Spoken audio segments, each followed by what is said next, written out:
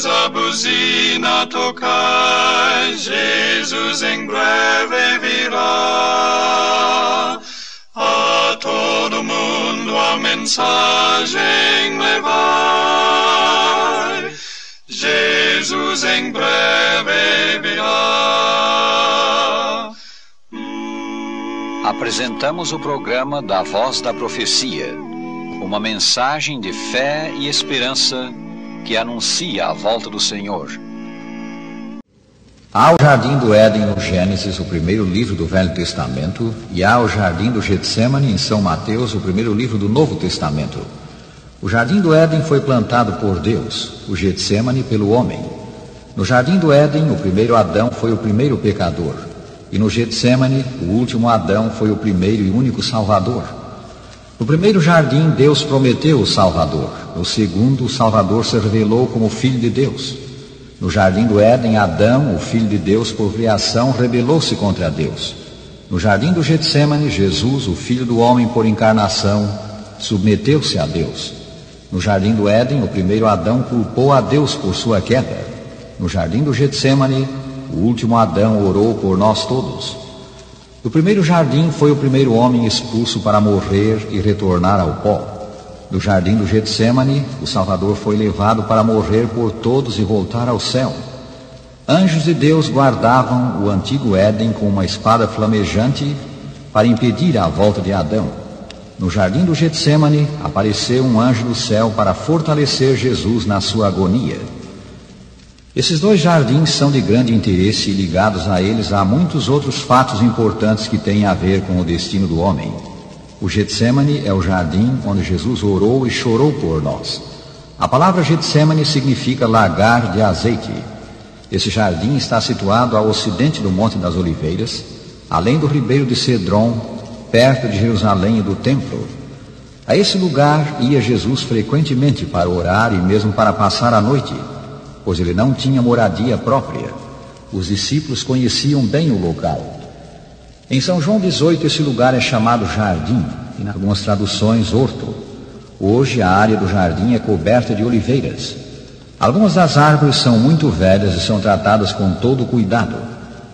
Quem quer que visite o jardim do Getsemane, especialmente à noite, na lua cheia da Páscoa, sente profunda e vividamente a história narrada nos Evangelhos.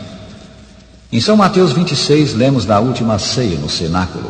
Ali Jesus reuniu-se com os discípulos para celebrar a Páscoa e no fim daquela festa lavou os pés aos discípulos e então instituiu o que hoje é conhecido como a Santa Ceia, ou Sagrada Comunhão. Depois de cantar um salmo, Jesus e seus discípulos saíram de Jerusalém e foram em direção ao Monte das Oliveiras. O Salvador disse aos discípulos que em breve todos eles o abandonariam.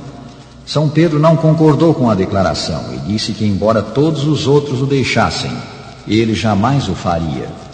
Jesus prometeu enviar o Espírito Santo para abençoar, guiar e ensinar seus discípulos. Admoestou-os a não terem temor, antes crerem em Deus e também nele. Os discípulos tinham a gloriosa e bem-aventurada esperança da volta de Cristo, bem como a promessa da vida futura e de um lar no céu. Chegaram, pois, àquele jardim tão conhecido, onde eles frequentemente haviam orado juntos. O Salvador estava estranhamente silencioso. Não podemos imaginar o terrível conflito que ele enfrentou no horto. A profecia dissera que ele seria contado com os transgressores. E certamente ali o pecado do mundo pesava sobre Jesus, pois ele disse: minha alma está profundamente triste até a morte. Ficai aqui e vigiai comigo. Jesus necessitava nessa hora o apoio e auxílio de seus amigos, seus discípulos. Pediu, pois, que vigiassem e orassem com ele. Permanecei aqui, disse ele. Foi um pouco adiante, levando consigo São Pedro, São Tiago e São João. Então deixou também estes e, adiantando-se um pouco, prostrou-se sobre o seu rosto, orando, dizendo: meu Pai, se possível, passe de mim este cálice. Todavia não seja como eu quero, e sim como tu queres. Séculos antes, o profeta Zacarias dissera que alguém igual a Deus havia de vir e morrer. Desperta, ó espada, contra o meu pastor e contra o homem que é meu companheiro, diz o Senhor dos Exércitos. Fere o pastor e as ovelhas ficarão dispersas. Zacarias 13, versículo 7. Jesus devia ser o substituto e fiador do homem. Agora ele se aproximava da cruz. Pouco sabemos a respeito do sofrimento e terrível prova por que ele passou por nós. Só podemos imaginar as tentações com que o diabo o assediou. Nosso Salvador tornou-se o fiador dos pecadores. Por que deveria ele morrer por nós? Por que deveria ele ser separado de Deus? Por que devia ele, que não conheceu o pecado, ser feito pecado por nós? A sua própria nação o rejeitaria. A raça humana, como raça, não daria valor ao seu sacrifício. Um de seus discípulos o trairia, um outro o negaria, e na hora da crise todos eles o abandonariam. Quanto Jesus almejava simpatia e ajuda naquela hora de suprema agonia.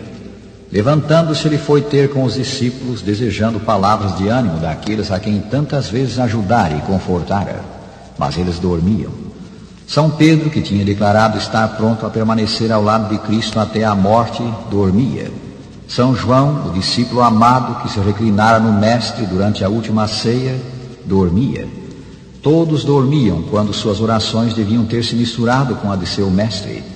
São Tiago, São João, que disseram ser capazes de beber do seu cálice, de serem batizados com o seu batismo, dormiam.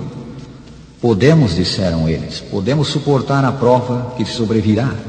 Mas quão fracas são as energias, a habilidade, as promessas humanas na hora da crise. Quão pouco conhecemos as nossas fraquezas.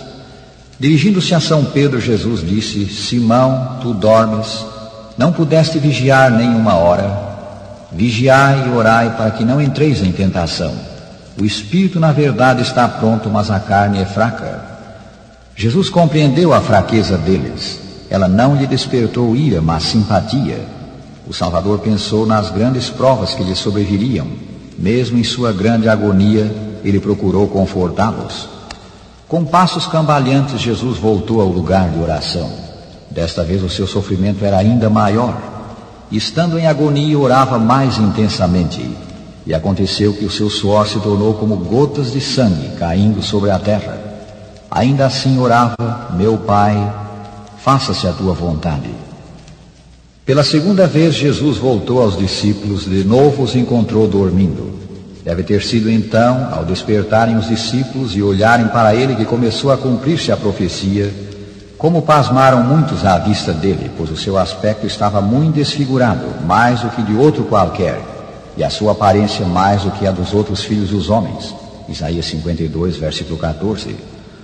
Afastando-se de novo, ele ora: Meu Pai, se não é possível passar de mim este cálice sem que eu o beba, faça-se a tua vontade. 3 vezes proferiu essa oração. 3 vezes recuou a humanidade do derradeiro, supremo sacrifício. Surge, porém, então a história da raça humana diante do Redentor do mundo. Vê que os transgressores da lei, se deixados a si mesmo, têm de perecer. Vê o desamparo do homem. Vê o poder do pecado. As misérias e os ais do mundo condenado erguem-se ante ele. Contempla-lhes a sorte iminente e decide-se. Salvará o homem, custe o que custar de sua parte. Aceita o seu batismo de sangue, para que por meio dele milhões de almas a perecer obtenham a vida eterna. Deixou as cortes celestiais, onde tudo é pureza, felicidade e glória, para salvar a única ovelha perdida, o único mundo caído pela transgressão, e não se desviará de sua missão, tornar-se-á a propiciação de uma raça que quis pecar. Não é difícil imaginar como o universo inteiro esperava com ansiedade a resposta para a tríplice oração de Jesus. Não se achou meio de escape para o Filho de Deus. Ele não podia salvar-se a si mesmo e salvar também a nós. O misterioso cálice parecia tremer em sua mão. Os céus se abriram e um santo anjo foi enviado a Jesus, não para ele tirar o cálice da mão, mas para o animar a sorvê-lo. E o Salvador o sorveu totalmente. Assumiu a nossa culpa, os nossos pecados, então caminhou para a cruz, provando a morte por nós.